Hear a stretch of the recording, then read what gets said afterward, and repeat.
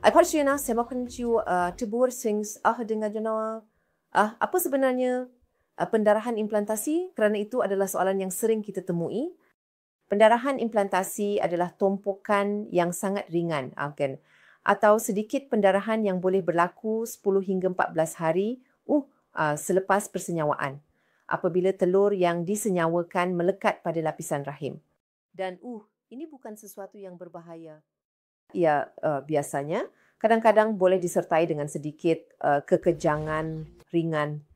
Jadi, sudah tentu. Jika ia berat, anda perlu berjumpa dengan doktor anda. Tetapi ia bukan sesuatu yang sangat membimbangkan atau ia bukan sesuatu yang anda perlu risaukan. Ia boleh berlaku dalam sesetengah kehamilan. Ia tidak semestinya berlaku dalam semua kehamilan.